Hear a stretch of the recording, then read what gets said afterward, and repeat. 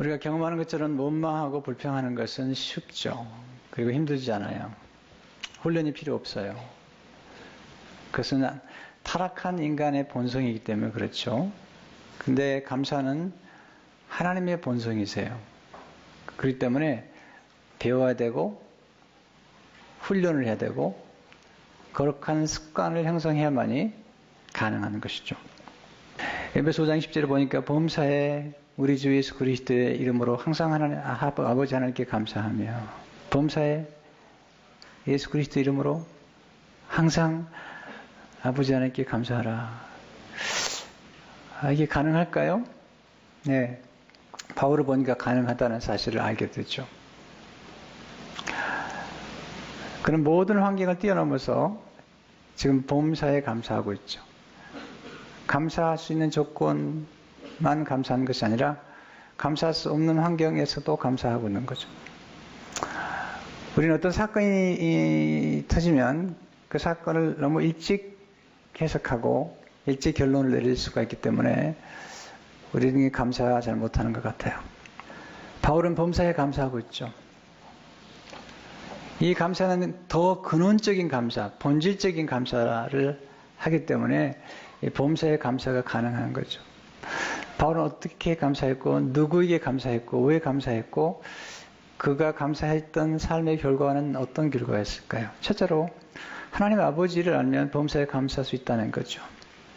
20절 다시 보세요. 범사에 우리 주 예수 그리스도 이름으로 항상 아버지 하나님께 감사하며, 축복의 대상을 분명히 알았죠.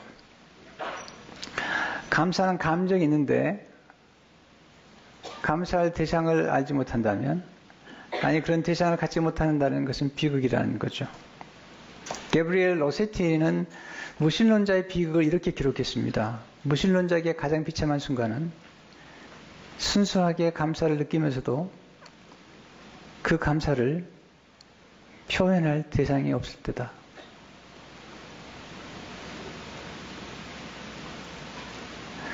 바울은 하나님 아버지께 감사하라.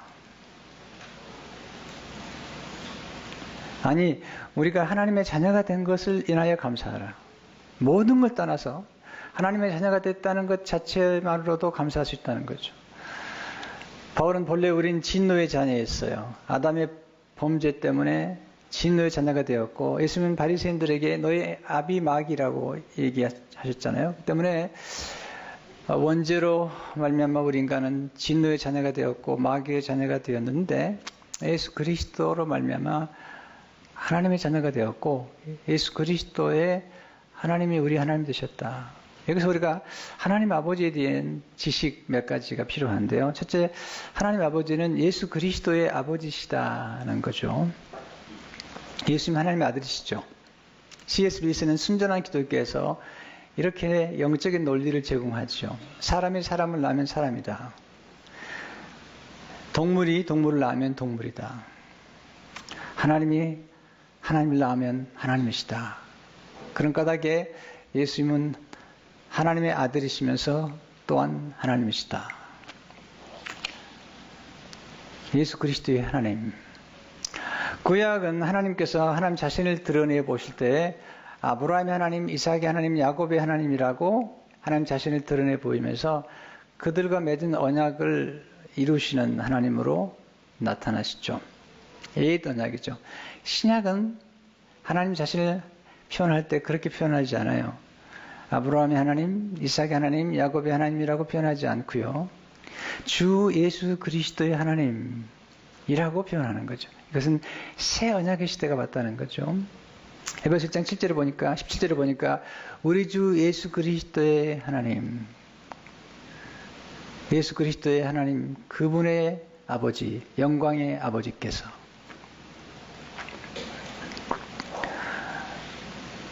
하나님 아버지는 예수 그리스도의 아버지뿐만 아니라 예수 그리스도를 믿음으로 말미암아 우리가 하나님의 자녀가 되었고 하나님 아버지가 우리 아버지가 되었다는 거죠.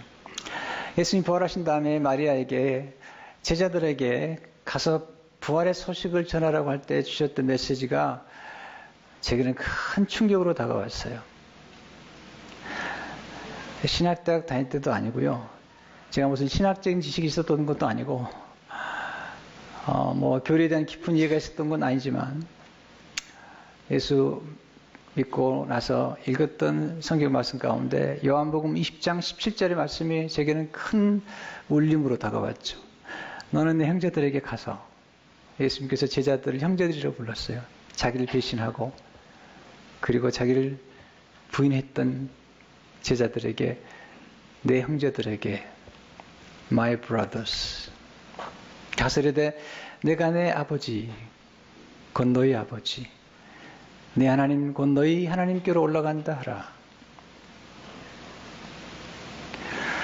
예수 그리스도의 하나님이 우리 하나님이 되셨고 예수 그리스도 아버지가 우리 아버지가 되셨다는 것보다도 더 큰 은혜가 뭐 없죠. 여기서 그렇다면 우리가 하나님의 자녀가 되었다는, 하나님 아버지가 우리 아버지가 되시고 하나님의 자녀가 되었다는 그 자녀의 권세, 그 자녀의 특권이 뭘까요?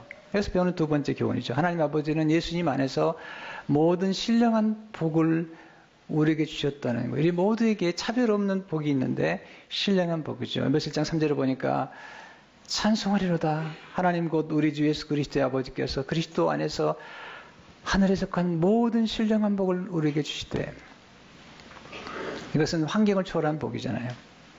하나님 아버지를 우리에게 가장 잘 보여주신 분은 예수님이시죠. 그 예수님께서 하나님이 어떤 분이신가? 마태복음 7장 11절에서 이렇게 말씀하시죠. 너희가 악한 자라도 좋은 곳으로 자식의 주줄 알거든. 하물며 하늘에 계신 너희 아버지께서 구원한 자에게 좋은 곳으로 주시 않겠느냐. 네, 아들도 아끼지 아니하시고 주신 하나님께서 우리가 구하는 것을 좋은 것을 주시지 않겠냐고 말씀하시죠. 세 번째, 하나님 아버지는 모든 것을 합력하여 선을 이루시기 때문에 우리가 보험사에 감사할 수 있죠. 바울은 지금 옥중에 있습니다. 쇠사슬에 매여 있죠. 에베소 6장 20절을 보니까 이 일을 위하여 내가 쇠사슬에 매인 사신이 된 것은 나로 이 일에 당연히 할 말을 담대히 하게 하려 하심이라. 쇠사슬에 매여 있는데요. 그런 담대히 말하려고 하는 게 있는데 그것은 예수 그리스도의 복음이죠. 어떻게 그가 범사에 감사할 수 있을까요? 우리가 범사라는 것은 축복된 사건만이 아니라 실패, 상실, 질병, 시련, 인생에 찾아오는 여러 가지 질병과 상상할 수 없는 사건들이 찾아온다 하더라도 오해를 받고 모욕을 당하고, 그런데도 불구하고 바울은 감사하라는 거죠. 왜? 그 감사해야 될 이유가 있는데 그 이유를 로마서 8장 18절에서 이렇게 말씀하고 있죠. 우리가 알거니와 하나님을 사랑하는 자, 곧 그의 뜻대로 부르심 입은 자들에게는 모든 것이 합력하여 선을 이루니라. 모든 것이, 합력한다는 말에서 시너지가 나왔죠. 시너지. 모든 것이 합력해서 선을 이룬다. 그럼 하나님에서 합력하여 선을 이룬다는 게 뭘 의미할까요? 여러분, 이런 오해를 하시면 안 됩니다. 모든 것을 합력해서 내가 부자가 되겠구나. 그런 얘기 하는 게 아니에요. 네, 그런 얘기 하는 게 아니에요. 성경에서 말하는 합력하여 선을 이룬다는 것은 두 가지로 압축할 수 있는데, 하나는 사명을 이루는 거예요. 하나님의 사명을. 또 하나는 예수 그리스도의 형상을 닮아가는 거예요. 바울은 그가 옥중에 있지만 그의 사명, 그리스도의 복음을 전하는 사명이 진보가 되었다. 빌립보서 1장 12절 13절을 보게 되면 형제들아 내가 당한 일에 도리어 복음 전파에 진전이 된 줄을 너희가 알기를 원하노라. 이러므로 나의 매임이 그리스도 안에서 모든 시대 안과 그 밖에 모든 사람에게 나타났으니, 사명을 이루는 것, 그리고 그가 예수 그리스도의 모습을 닮아가는 거죠. 언제 우리 인격이 좀 성숙해지는 거죠, 도대체?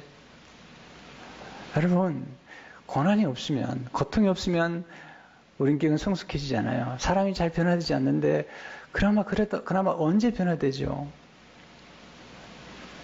네, 실패와 질병과 고난, 이것들이 우리를 만들어가는 건데, 하나님이 이 모든 것을 합력해서 하나님의 사명을 이루고, 그리고 예수 그리스도의 모습을 닮아가도록 이루시기 때문에 범사에 감사할 수 있다는 거죠. 둘째, 예수 그리스도 이름을 인해 범사에 감사할 수 있다는 거죠. 20절에 보면 범사에 우리 주 예수 그리스도의 이름으로 항상 아버지 하나님께 감사하며 우리가 감사할 수 있는 가장 중요한 근거는 예수의 이름이죠. 하나님의 이름. 하나님의 이름은 곧 하나님을 의미하죠. 예수님을 통해서 하나님의 자녀가 되었기 때문에 예수님을 통해서 성령님을 받을 수 있었기 때문에 예수님이 우리에게 이루신 게 뭘까요? 첫째, 예수님의 피로 우리는 죄 사함을 받았습니다. 에베소 1장 7절을 보니까 우리는 그리스도 안에서 그의 은혜의 풍성함을 따라 그의 피로 말미암아 속량 곧 죄 사함을 받았느니라. 하나님 우리에게 이루신 구원 가운데 예수 그리스도를 통해서 이루신 구원은 큰 구원이죠. 엄청난 구원이죠. 이 구원이라는 단어가 얼마나 큰지 몰라요. 그 속에 담긴 축복이 얼마나 엄청난지를 모르죠, 여러분. 알면 알수록 놀라운 거죠. 그 중에 가장 중요한 것은 예수 그리스도를 통해서 용서를 받고 하나님의 자녀가 되었고 예수 그리스도의 의로우심을 우리가 힘입게 되었다는 거죠. 다윗의 생애 가운데 그가 정말 감사한 건 왕이 되는 것이 아닙니다. 시편 103편 2절 3절에 보면 내 영혼아 여호와를 송축하며 그의 모든 은택을 잊지 말지어다. 내가 내 모든 죄악을 사하시며 내 모든 병을 고치시며. 다윗의 감사의 첫 번째 으뜸은 모든 죄악을 사하셨다는 거죠.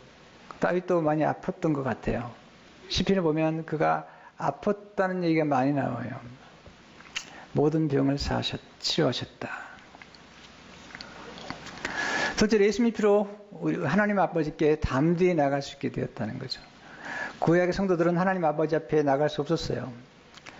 누굴 통해서 나가냐면 제사장을 통해서. 그것도 대제사장만 1년에 한 번씩 은혜의 보좌 앞에 나가서 하나님을 만나는데 그것도 피 없이는 만날 수 없죠. 짐승의 피로 만났는데 신약의 우리들에게는 예수님께서 흘린 피로 우리가 하나님의 자녀가 되었고 그 피로 말미암아 담대히 하나님께 나갈 수 있게 되었다는 거죠.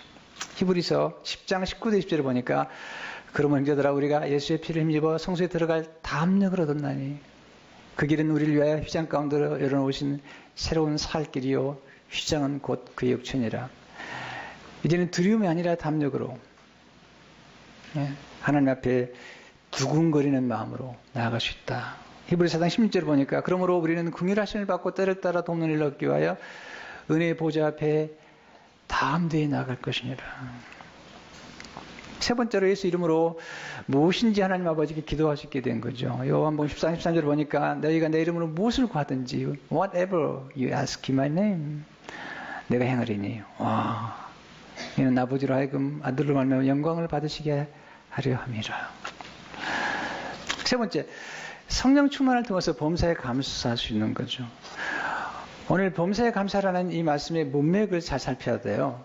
항상 말씀을 우리가 공부할 때 문맥과 더불어서 성경 말씀을 이해해야 되는데 사도 바울이 항상 감사할 수 있고 범사에 감사할 수 있는 이유를 에베소 5장 18절에서 말씀하고 있죠. 술 취하지 말라. 이는 방탕한 것이니 오직 성령으로 충만함을 받으라. 비교를 했어요. 술 취하지 말라. 이는 방탕한 것이니 오직 성령으로 충만함을 받으라. 비슷한데 어디 취했냐는 거예요. 여러분, 술 취하는 사람은 방탕하게 되죠. 방탕이란 말이 뭐냐면 낭비하는 거예요. 탕자가 아버지의 재산을 받아가지고 허랑방탕했어요. 재산을 낭비했어요. 누가복음 15장 13절에 보니까 그 며칠이 안 되어 둘째 아들이 재물을 다 모아가지고 먼 나라에 거기서 허랑방탕하여 그 재산을 낭비하더니 방탕했다. 낭비했다. 왜 그랬을까요? 지각을 상실해버린 거죠.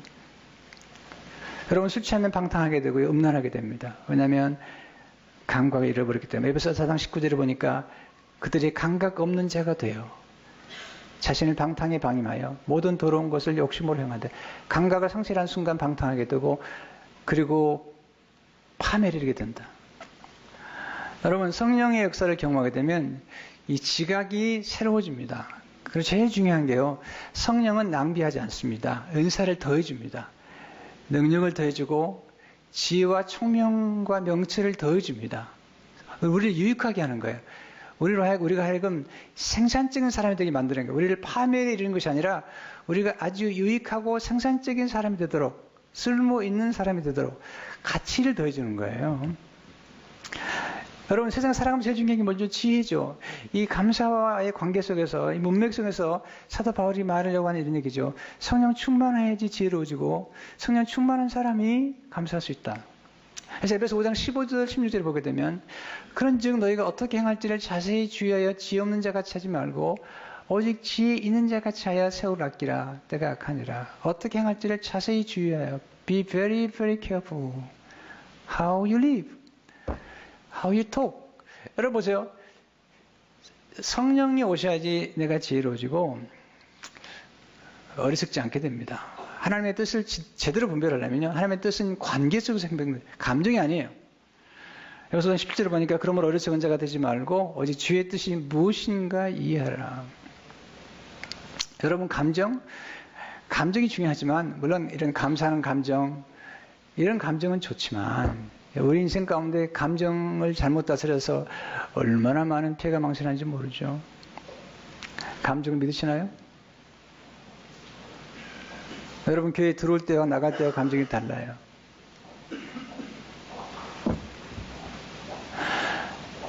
하나님께서 우리에게 주신 가장 놀라운 은사 중 하나는 지각이죠. 깨달음. 우리 머리를 쓰도록 이 지각을 사용함으로 분별력을 가지고 지혜를 얻도록 하신 거거든요. 성령께서 오시면 많은 좋은 자원들을 우리에게 보여주시거든요. 제가 살아보니까 지혜 중에 지혜는 신중함이죠. Be very careful how you think, what you think. 여러분, 우리가 정말로 지혜로운 사람은 신중한 사람이죠. 충동적인 사람에게요.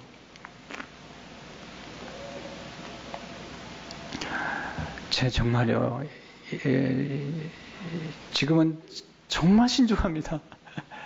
네, 돌다리를 들어가는 게 아니라 세 다리도 들어가는 사람이에요, 내가. 그래도 가끔 실수를 하는데.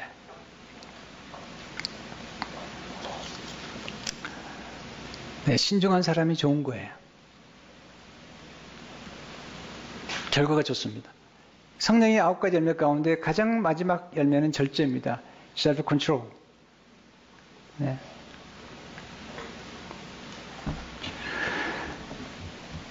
놀라운 사실은 성령 충만하게 되면 남이 못 보는 게 보게 됩니다. 심지어는 우리 삶 가운데 나쁜 것처럼 느껴졌던 것 속에서 좋은 걸 발견합니다. 이게 성명의 시인이 사실 뇌성마비로 엄청난 고통 중에 하나님께 받은 시, 네, 이렇게 고백하더라고요. 어릴 적에 태어났는데 하룻밤 숨을 잘 못 쉬었는데 그것 때문에 뇌성마비가 된 거예요. 고통 속에 살았습니다. 근데 17세에 하나님 만난 거예요. 초등학교에 문턱도 못 가본 분이에요. 근데 성령을 받았어요. 성령께서 시를 불러주셨어요. 시를 받아 적으셨대요, 그냥. 그 시가 깨달음으로서 온 시죠. 오늘 우리가 불렀던 찬양이죠. 공평하신 하나님. 나라는 제목으로 쓴 시인데 수많은 사람들이 찬양했잖아요. 제가 읽어드릴게요. 나 가진 재물 없으나, 나 남이 가진 지식 없으나, 나 남에게 있는 건강이 있지 않으나, 나 남이 갖고 있지 않은 것 가졌으니, 나 남이 보지 못한 것을 보았고, 나 남이 듣지 못한 음성 들었으며, 나 남이 받지 못한 사랑 받았고, 나 남이 모르는 것 깨달았네. 이 가다면은 그냥 읽을 수가 없어요. 공평하신 하나님이, 나 남이 가진 건 나 없지만 나 남이 없는 것을 갖게 하셨네.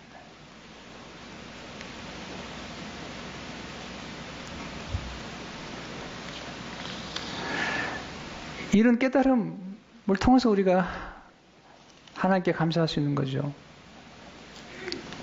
여러분, 인생 수업이란 뭘까요? 감사하는 걸 배우는 게 인생 수업이에요. 어떻게 감사를 배우죠?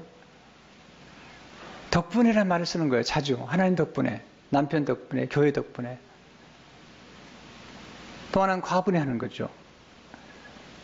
더 많이, 더 크게, 더 빨리가 아니라 내가 지금 받게 되는 사랑도 너무 과분하다는 거죠. 여러분, 덕분에와 가분해를 자주 사용하세요. 그러면 놀라운 일이 벌어지는데, 감사하면 어떤 일이 벌어지죠? 첫째, 감사하면 관계가 좋아집니다. 불평하면 관계가 좋아지지 않습니다. 감사하면 감동을 주죠. 두 번째, 감사하면 기적을 경험하게 됩니다. 예수님께서 기적을 이길 때마다 감사하셨거든요. 지금도 기적은 계속되거든요. 여러분, 기적을 경험하시기 바랍니다. 기적의 주인공이 되시기 바랍니다. 감사해 보세요. 그리고 어떤 기적이 일어나는지 바라보시라고요. 세 번째, 감사하면 인생 역전을 경험하게 되죠. 다니엘이 사자굴에 들어가잖아요. 감사했거든요. 거기서 역전의 드라마가 만들어지거든요. 네 번째, 감사하면 좋은 것을 바라본 눈이 열려 행복해집니다. 불평은 왜 불평하는 거죠? 자꾸 나쁜 게 들어오는 거예요. 그래서 원망하는 거예요. 그런데 눈이 열리면 자꾸 좋은 게 보이는 거예요. 그래서 감사하게 되는 거예요. 심지어는 우리 사건 가운데서 이건 정말 불행하다고 생각하는 사건까지도 눈을 열어보니까 너무 감사한 거죠. 여러분, 어떤 상황에서도 눈이 열리면 좋은 것을 보게 됩니다.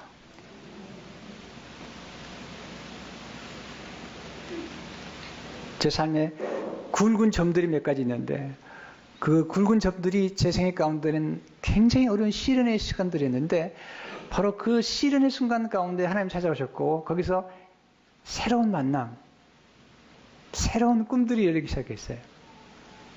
돌이켜 보면 그 사건들이 나의 삶에도 부여하게 만들었다는 것을 경험하게 되죠.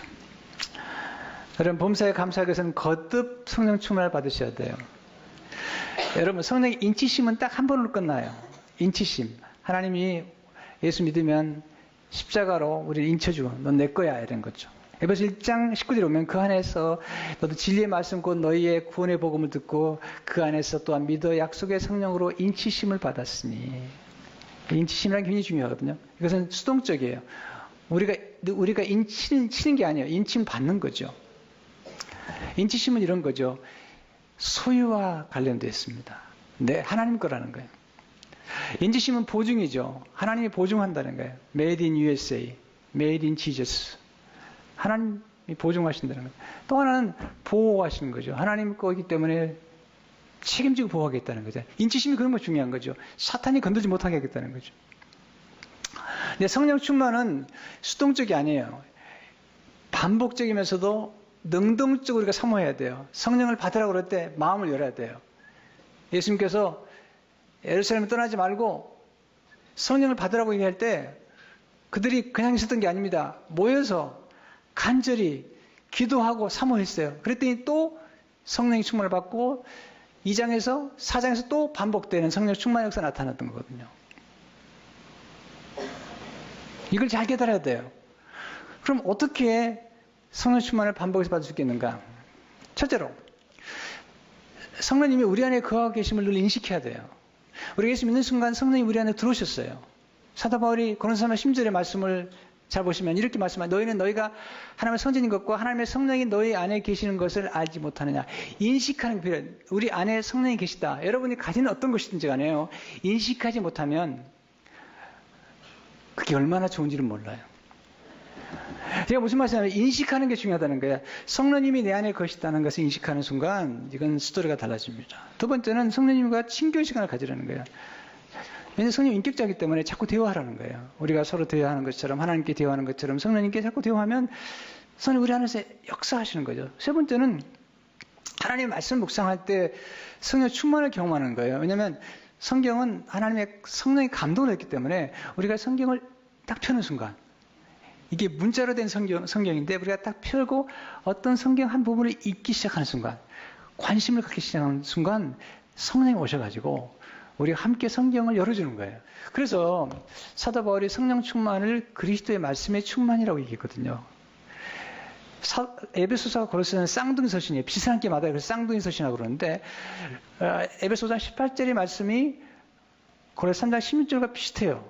딱 한 가지 다른데 18절은 성령 충만이고 고린도서 3장 10절은 그리스도의 말씀이 충만한 거죠. 네 번째, 신령한 노래를 부를 때 성령 충만을 경험하게 되는 거죠. 에베소서 19절을 보게 되면 시와 찬송과 신령한 노래들도 서로 화답하며 너희의 마음으로 주께 노래하며 찬송하며. 성명의 시인의 찬송을 하고 여호와 우리 주여 주의 이름이 어찌 그리 아름다운지요 라고 찬양할 때 그때 오는 감격과 그때 오는 느낌은요, 이건 세상에서 부른 노래하고는 너무 차이가 나는 거죠.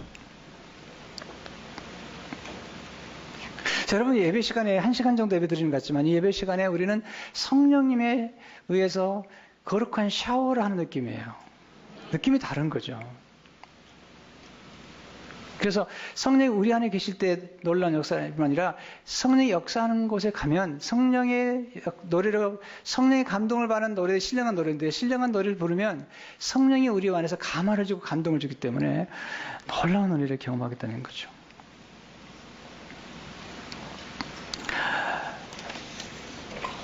여러분, 성령 충만 받으시길 축원합니다. 이 성령이 역사하게 되면 놀라운 감격이 있고 자꾸 성경을 읽고 싶고 기도하고 싶고 찬송하고 싶거든요. 그리고 범사에 감사하고 싶은 마음이 생기는 거죠. 오늘 감사절인데요. 여러분 생일 가운데 한 해를 돌이켜보시면서 감사할 뿐만 아니라 우리 인생 가운데서 이건 정말 억울한 일이야, 이건 정말 슬픈 일이라고 생각했던 사건들이 어떻게 하나님의 손에서 우리 삶의 반전을 이루었나 생각하면서 감사하시고, 근원적인 감사, 하나님 아버지께 감사, 예수 그리스도로 말미암아 감사하고 성령님을 통해서 감사하는 우리 모두가 되시길 주의 이름으로 축원합니다.